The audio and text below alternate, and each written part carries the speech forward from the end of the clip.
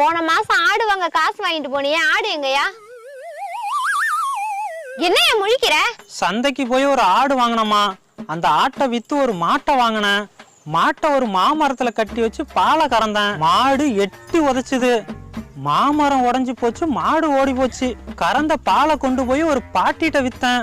பாட்டி ஒரு சொம்ப கொடுத்துச்சு. சொம்ப கொண்டு போய் கிணத்துல போட்டேன். கிணறு தண்ணி கொடுத்துச்சு. தண்ணிய கொண்டு போய் செடிக்கு ஊத்துனேன். செடி பூவை கொடுத்துச்சு. பூவை கொண்டு போய் புள்ளையாரு தலையில வச்சேன். புள்ளையாரு ஒரு தேங்காவை கொடுத்தாரு. தேங்காயை உடைக்க கல் எடுக்க போனேன். கல்லு சேரா இருந்துச்சு.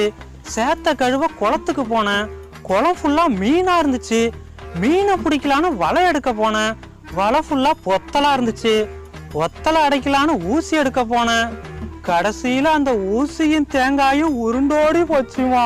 ஏ அப்பா, வாயால வடை சுடுறவனை பார்த்திருக்கேன். இவன் ஒரு